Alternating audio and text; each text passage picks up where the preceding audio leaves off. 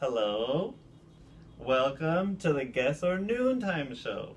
My name is Aram, and today my guest is Sylvia. Hello. We're here today in New York City, somewhere in Midtown, with a beautiful view that you can't see. All right, to begin, Yes.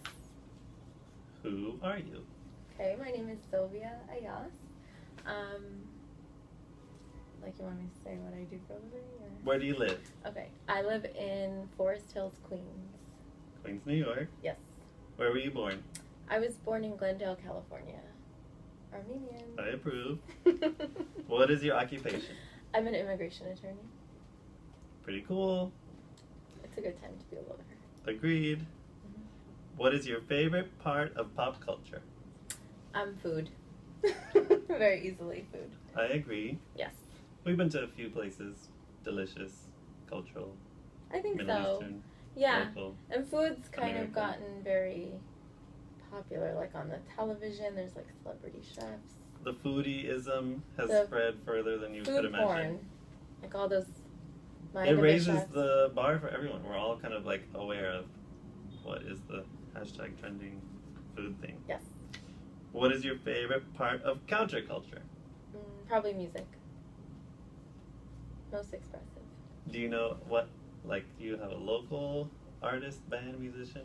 Not so much LA, local. I New feel like York? I've gotten old, and so to find locals different. But there's an artist called Courtney Barnett from Australia. She's amazing. She actually really reminds me of the stuff we used to listen to in the 90s, like unapologetic, sort of sarcastic, silly, but makes a lot of commentary on, say, like pesticides and people's careers and How did you all find in the it? same song. My fiance, he really likes her. Good She's teamwork. gonna play in New York, November 1st. I found some random, like, Armenian blogger in Australia. It's so crazy these days, you know? Yeah, the Something internet. just pops up on your Instagram.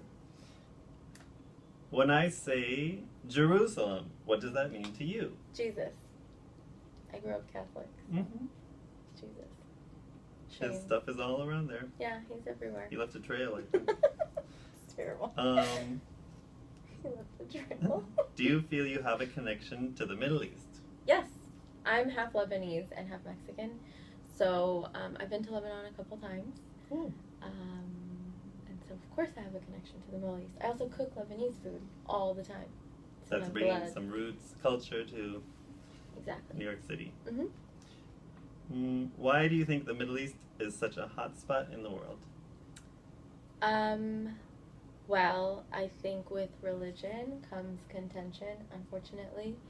But there's religion everywhere. Or is that, Right. like, where things started? I think it's probably where things started. It's also close to, like, where our species started too. It's near Mesopotamia. It's also beautiful over there. People fight over, True. and there's a lot of money, oil. Mm-hmm. It's unfortunate, sad. It's a lot of things happening in one place. Yeah.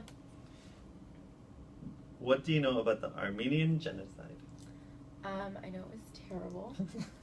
I know that something that really always bothered me about the Armenian genocide is a lot of people did not want to recognize it as a genocide, which I find very To this offensive. day, it's a struggle. And so that's probably what I know it had to do with Turks. The Ottoman Empire. Right, the Ottoman Empire, and it's really sad. It's Yeah. terrible. And there was a huge diaspora. So, like, for example, I'm Lebanese, but I know a lot of Armenian Lebanese people, and it kind of created this, like, huge spread of culture. That's how the culture does. It overlaps when Absolutely. people move around. Yeah. What is one dream that you have these days that you'd like to see come true in your lifetime? In relation to what we've been talking about, or altogether unrelated? Oh, that's such a big question, Aram. How does one answer that? Anything, I would like to see... at the end of the day, or at the end of the year, or this week. Well, if I'm going big, let's shoot big. It would be actually...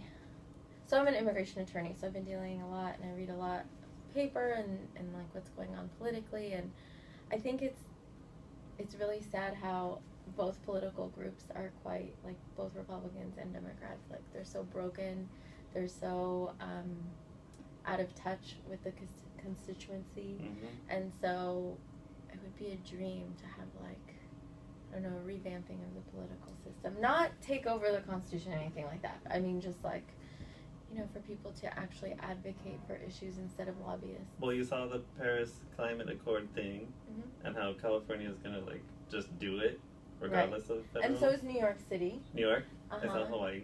Yeah. So New York too. And I know that Bloomberg actually is going to put up the money that the federal government was I supposed heard to put something up. about that. So, I mean, that's amazing, but it's also such a small part of politics. Not to downplay it, but Mm-hmm. I got a was lot of I work was to do. shooting really big. Yeah. I can see it. I can see it. Yeah. Now we've come to the part of our visit for one guess each. First, you will guess something about me, and afterwards, I'll guess something about you. Okay. How is that facilitated? Did I have lunch today? Do you think I'm gonna take the subway or walk all the way home? Guess anything. Anything. Okay. I think that you ate lunch today. How You're did I know? Let me see. I think of you that you will have a nice, relaxing weekend. Oh, that's so sweet. I want to. Let's see if it happens. If I don't have to work, it'll be relaxing. Sounds good. Well, thank you for being here with me today. Thank you. Thank you all for watching, hopefully, anyone.